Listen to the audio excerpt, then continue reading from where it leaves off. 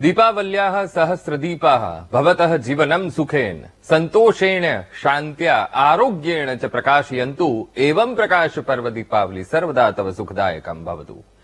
દિવાળીના હજારો દીપક તમારા જીવનમાં ખુશી, સંતોષ અને સ્વાસ્થ્ય ભરી આપે અને પ્રકાશનો આ તહેવાર હંમેશા તમારા માટે સુખદાયક રહે તેવી ભગવાન પાસે પ્રાર્થના। નમસ્કાર દર્શક મિત્રો, વીટીવીની ખાસ રજૂઆત ભવિષ્ય દર્શન કાર્યક્રમમાં આપનું સ્વાગત છે। હું છું અંકુર રાવલ। સૌની ભીતર પડ્યો હોય છે એક ચમકતો હીરો, ચલો શોધીએ ભીતર જઈને ખુદની તેજ લકીરો। ત્યારે દિવાળી ન માત્ર આનંદ ઉત્સાહનો તહેવાર પણ સમૃદ્ધ થવાના પ્રયત્નો કેવા હોવા જોઈએ એનું પણ એક બળ આપે છે દિવાળી।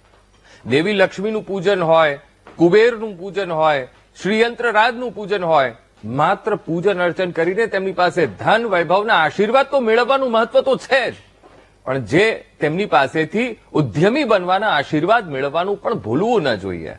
ત્યારે કેવી રીતે આખું વર્ષ ઉદ્યમી રહીને સારા પરિણામોની પ્રાપ્તિ કરી શકાય, સારા વૈભવની પ્રાપ્તિ કરી શકાય, સમૃદ્ધિની પ્રાપ્તિ કરી શકાય, તેના માટેના આજે કયા ઉપાયો કરી શકાય એ જાણીશું। સાથે જ બારે બાર રાશિઓનું રાશિ ભવિષ્ય અને આપના ફોન કોલ્સના ઉત્તર તો ખરા જ, જેના માટે આપણી સાથે સ્ટુડિયોમાં જોડાયા છે જ્યોતિષાચાર્ય મુકુંદભાઈ પંડ્યા। મુકુંદભાઈ, સ્ટુડિયોમાં આપનું ખૂબ ખૂબ સ્વાગત। ધન્યવાદ। જય ગણેશ। મુકુંદભાઈ, સૌથી પહેલા આજનું પંચાંગ આપણા દર્શક મિત્રોને જણાવશો। લંબોદર નમસ્તુભ્યં સતતમ મોદક પ્રિય નિર્વિઘ્નમ કુરુ મે દેવ સર્વ કાર્યેષુ સર્વદા। વાલા સર્વ દર્શક મિત્રોને પ્રથમ તો આજે દિવાળીની ઘણી બધી શુભકામનાઓ। આ અજવાળાનું પર્વ એવું કહી શકાય કે તમારા જીવનની અંદર સુખ સમૃદ્ધિ અર્પણ કરે, તમારા કાર્યોને સિદ્ધ કરે, તમારી મનોકામનાઓ પૂર્ણ કરે અને સદાયને માટે માં લક્ષ્મીજીની અનન્ય કૃપા તમારા ઉપર પ્રાપ્ત થાય તેવી ભગવાનના ચરણોની અંદર પ્રાર્થના સાથે કરીએ કાર્યક્રમની શરૂઆત। લઈએ આજનું પંચાંગ। દર્શક મિત્રો, આજના પંચાંગની જો વાત કરવામાં આવે તો આજના દિવસની અંદર તારીખ 20/10/2025 અને સોમવારનો આજે દિવસ બની રહ્યો છે। આસો મહિનાના કૃષ્ણ પક્ષની આજે ચતુર્દશી કહેતા 14ની તિથિ બપોરે 3:44 સુધી છે। ત્યારબાદ અમાવસ્યાની તિથિનો પ્રારંભ થશે। હસ્ત નામનું આજે નક્ષત્ર રહેશે, વૈધૃતિ નામનું આજે યોગ રહેશે, શકુની નામનું આજે કરણ રહેશે અને બારે બાર રાશિઓનું ભવિષ્ય કથન જેના આધાર ઉપર કહેવામાં આવશે એવું ચંદ્રમાનું ભ્રમણ આજના દિવસની અંદર કન્યા રાશિની અંદર રહેશે। એટલે આજે જે કોઈ પણ બાળકોનો જન્મ થશે તેમની રાશિ કન્યા રહેશે, જેના અક્ષર પ, ઠ અને હણ રહેશે તો આજે જન્મનાર બાળકોનું ભવિષ્ય સુંદર, સુખમય, આનંદમય, હર્ષમય, લાભમય રહે એવી શુભકામના સાથે જય ગણેશ। હવે મુકુંદભાઈ, દિવાળીનું પર્વ એ જીવનમાં દિવ્યતા તો આપે, આધ્યાત્મિક ઉન્નતિ પણ દીપાવલી આપે, પણ સાથે સાથે સાંસારિક ઈચ્છાઓનું પણ એ પૂર્તિ કરી આપે છે એવી ઉપાસના બતાવવામાં આવી છે। હવે જયારે આજે આસો અમાસની વાત કરવામાં આવે, દીપાવલીનો આ તહેવાર, આ રાત્રિનું પણ ખૂબ મહત્વ બતાવવામાં આવ્યું છે। કેવી રીતે લક્ષ્મી પૂજન, કુબેર પૂજન, શ્રીયંત્ર પૂજન કરવું જોઈએ અને કેવી રીતે ઉદ્યમી બનવાના આશીર્વાદ મેળવી શકાય? કાલ રાત્રે મહારાત્રિ મોહરાત્રિશ્ચ દારુણા। દર્શક મિત્રો, દિવાળીની રાત એટલે એવું કહી શકાય કે ઘનઘોર અંધારી રાત। જે બીજી અમાવસ્યાની અંદર જે અંધારું હોય એના કરતા આ મહારાત્રિ કહેવામાં આવે, આની અંદર વિશેષ માત્રામાં વધારે પડતો અંધકાર હોય છે। અને દર્શક મિત્રો, આજે બપોરે 3:45 પછી અમાવસ્યાની તિથિ ચાલુ થઈ રહી છે, જે આવતીકાલે સાંજે 5:44 સુધી રહેવાની છે। હવે સ્વાભાવિક રીતે રાત્રિનો સમય આજે રાત્રે અમાવસ્યાની તિથિ છે એટલે દિવાળીનો પવિત્ર પાવન તહેવાર આજે આપણે મનાવી રહ્યા છીએ। દર્શક મિત્રો, આજે લોકો ચોપડા પૂજન કરતા હોય, શારદા પૂજન કરતા હોય, એમાંય સિંહ લગ્નનું વિશેષ મહત્વ છે। ચોપડા પૂજનની અંદર સિંહ લગ્ન એનું વિશેષ પ્રકારનું મહત્વ છે ને આ સિંહ લગ્ન રાત્રિના સમયે 2 વાગ્યે હોય છે।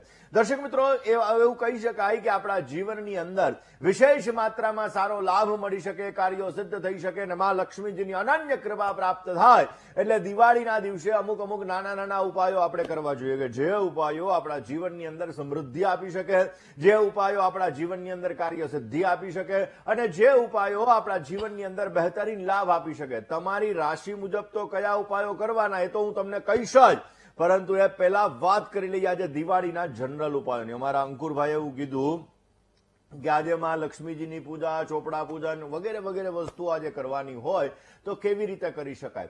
દર્શક મિત્રો, આમ તો આપણે ભૂદેવને બોલાવીને, બ્રાહ્મણને બોલાવીને આ વસ્તુ કરતા હોઈએ, પરંતુ આપણી જાતે આપણે કરવી છે લક્ષ્મી પૂજા, તો પણ તમે તમારી જાતે માં લક્ષ્મીજીની આરાધના કરી શકો. શ્રદ્ધાથી જો કાર્ય કરવામાં આવે તો વિશેષ માત્રામાં સારો લાભ મળી શકે છે.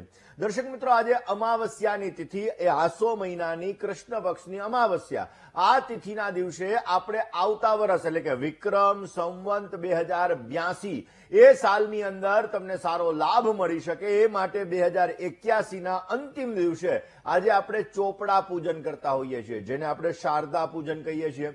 દર્શક મિત્રો, આ ચોપડા પૂજન કરવાથી આખા વર્ષ દરમિયાન આપણા જીવનની અંદર સમૃદ્ધિ મળે. અને એવું કહેવાય કે કોઈ પણ વ્યવહાર આપણે કરવો હોય ને તો એ વ્યવહાર લખીને કરવો જોઈએ. ખાસ કરીને આપણા ભાઈ સાથે કે આપણા સંબંધીઓ સાથે કે કોઈ અજાણ્યા વ્યક્તિ સાથે પણ આપણે જો કોઈ વ્યવહાર કરીએ એ વ્યવહાર એક વખત આપણા ચોપડાની અંદર ટાંકી દેવો જોઈએ. પછી 5 રૂપિયાનો કર્યો હોય તો ભલે ને 5 કરોડ રૂપિયાનો કર્યો હોય તો ભલે.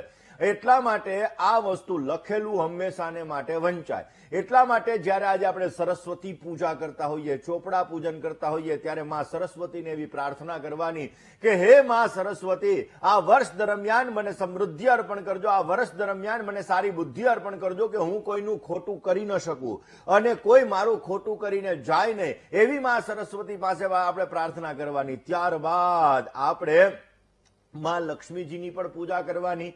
માં લક્ષ્મીજીની પૂજાની અંદર શ્રીયંત્રનું વિશેષ મહત્વ છે. એટલે કે આજના દિવસની અંદર જ્યારે આપણે ચોપડા પૂજન કરતા હોઈએ, શારદા પૂજન કરતા હોઈએ, ત્યારે ભગવાન ગણેશની આરાધના, ભગવાન ગણપતિની પૂજા, પુણ્યાહવાચન પ્રયોગ એટલે કે 5 પ્રકારના આશીર્વાદ બ્રાહ્મણો પાસેથી આપણે પ્રાપ્ત કરી પુણ્યની વૃદ્ધિ, કલ્યાણ, આરોગ્યની સુખાકારી, આપણા જીવનની અંદર માં લક્ષ્મીની પ્રાપ્તિ અને રિદ્ધિ સિદ્ધિ પ્રદાન થાય. આ બધી વસ્તુઓ જ્યારે આપણે પ્રાપ્ત કરી લઈએ ત્યારબાદ આપણે ખાસ કરીને માં લક્ષ્મીજીની આરાધના અને માં સરસ્વતીની પૂજા કરવાની હોય. અને માં સરસ્વતીની પૂજા કરતા સમયે પહેલા વહેલા લેખીની એટલે કે આપણે જે કલમથી લખીએ છીએ એની વિશેષ પૂજા કરવામાં આવે છે. કારણ કે લેખીની પૂજા કરવાથી આપણા જીવનની અંદર આપણને સારો લાભ મળી શકે. કે લેખીની છે એ પણ એક જાતનું શસ્ત્ર જ છે અને એટલા માટે એની પણ આપણે વિશેષ માત્રામાં પૂજા કરીએ તો આપણને સારો લાભ મળતો જણાય. દર્શક મિત્રો, આ વાત થઈ આપણે ચોપડા પૂજન, શારદા પૂજન વગેરે વગેરે, પરંતુ દરેક લોકોને મનમાં એવી ઈચ્છા હોય કે નાના નાના એવા ઉપાયો બતાવો કે જે ઉપાયો અમારા જીવનની અંદર સમૃદ્ધિ આપે. દર્શક મિત્રો, ભાગ્યમ વિહીનમ, જે વ્યક્તિના ભાગ્યની અંદર માં લક્ષ્મીજી નથી, આવા વ્યક્તિઓ પણ જો ધનતેરસના દિવસે, દિવાળીના દિવસે માં લક્ષ્મીજીની આરાધના કરે છે, માં લક્ષ્મીજીની પૂજા કરે છે તો અવશ્ય એના નસીબમાં નથી છતાં પણ એના જીવનની અંદર થોડું ઘણું ધન તો માં લક્ષ્મીજી અવશ્ય પ્રદાન કરે છે કે જેથી એનો જીવન નિર્વાહ ચાલી શકે. ને એટલા માટે આજના દિવસની અંદર માં લક્ષ્મીજીની આરાધના કરવાનું વિશેષ પ્રકારનું મહત્વ છે.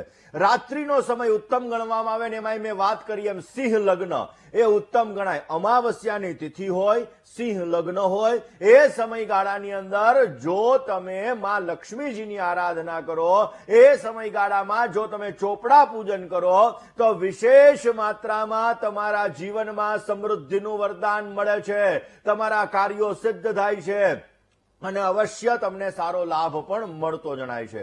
દર્શક મિત્રો, આજના દિવસની અંદર દીપદાન કરવું જોઈએ. તમે કોઈ પણ નદીના કિનારે, કોઈ પણ મંદિરની અંદર, કોઈ પણ જગ્યાએ તમે દીપદાન કરો. તમારા ઘરની બહારના ભાગની અંદર પણ તમે દીપનારાયણને પ્રજ્વલિત કરો. આજના દિવસની અંદર બની શકે ત્યાં સુધી અલગ અલગ દીવાઓ અલગ અલગ જગ્યાએ તમારે સ્થાપિત કરવા જોઈએ. તુલસીના ક્યારે અલગ અલગ જગ્યાએ આજના દિવસની અંદર જે દીપનારાયણને તમે પ્રજ્વલિત કરો તો એનાથી તમને વિશેષ લાભ મળી શકે.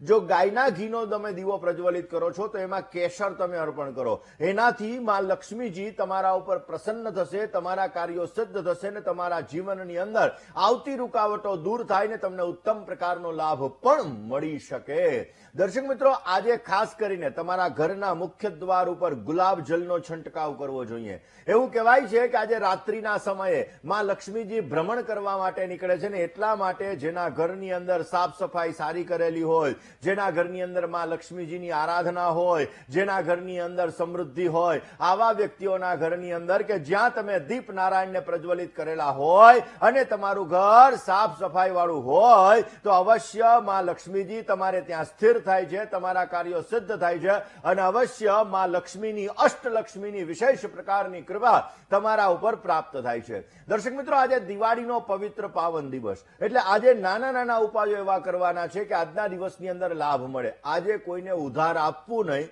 અને કોઈ પાસેથી ઉધાર લેવું નહીં. પહેલો પોઈન્ટ આજના દિવસની અંદર કોઈ પણ વ્યક્તિને તમારે ઉધાર આપવાનું નથી અને આજના દિવસમાં કોઈ વ્યક્તિ પાસેથી તમારે ઉધાર લેવાનું નથી. આજના દિવસની અંદર બની શકે ત્યાં સુધી પૈસા, લક્ષ્મી, નાણાં એની પૂજા વિશેષ માત્રામાં આપણે કરવી જોઈએ. હવે અષ્ટ પ્રકારની લક્ષ્મી કીધી છે. 8 પ્રકારની લક્ષ્મીની અંદર એક તો આપણું શરીરની સુખાકારી આવે, ઘરની અંદર આપણી બેન દીકરી હોય એ પણ એક લક્ષ્મી કહેવાય, આપણી પત્ની એ પણ એક લક્ષ્મી કહેવાય, આપણી માતા એ પણ એક લક્ષ્મી કહેવાય. એટલા માટે એની પણ તમે પૂજા કરી શકો, શ્રી યંત્રની પણ તમે પૂજા કરી શકો અને શ્રી દીક્ષા જેને લીધેલી હોય એવા વ્યક્તિ પાસેથી સિદ્ધ કરેલું જ્યારે આ મેરુ પૃષ્ઠ શ્રી યંત્ર એની આપણે પૂજા, આરાધના, ઉપાસના કરીએ તો એની અંદર અલગ અલગ બિંદુ આવે. નીચેના ભાગની અંદર 3 જે આપણે મેખલાઓ જોઈએ છીએ, આ મેખલાઓ, એના પછી 3 ગોળ ચક્ર હોય જે મહાકાલી, મહાલક્ષ્મી, મહાસરસ્વતીનું સ્વરૂપ ગણવામાં આવે છે. એટલા માટે દર્શક મિત્રો, જ્યારે આપણે આ શ્રી યંત્રની આરાધના કરીએ છીએ, શ્રી આરાધના કરીએ છીએ તો એના દ્વારા આપણા જીવનની અંદર વિશેષ માત્રામાં સમૃદ્ધિ મળે છે. કમળ, કાકડી, હળદરનો ગાંઠિયો, આ બધી વસ્તુઓ માં લક્ષ્મીજીને આપણે અર્પણ કરવી જોઈએ. આજના દિવસની અંદર આપણે જ્યારે ચોપડા પૂજન, શારદા પૂજન વગેરે વસ્તુ કરવા માટે બેઠા હોઈએ ત્યારે ભગવાનને આપણી શક્તિ મુજબનું ફ્રૂટ, સૂકો મેવો, બધી વસ્તુઓ અર્પણ કર્યા પછી આપણે ભાવપૂર્વક, ભક્તિપૂર્વક 2 હાથ જોડી અને પ્રાર્થના કરવી જોઈએ કે હે પ્રભુ પરમાત્મા, આ 2081ની સાલ જેની અંદર અમારા જીવનની અંદર ઘણા બધા સંકટો, ઘણી બધી તકલીફો, ઘણા બધા દુઃખો આવ્યા છે, આ દુઃખોને તમે દૂર કર્યા તો હવે આ વિક્રમ સંવત 2082ની સાલ અમારા જીવનની અંદર વિશેષ માત્રામાં લાભ લઈને આવે અને અમારા કાર્યોને સિદ્ધ કરે અને અમારી દરેક મનોકામનાઓને પૂર્ણ કરે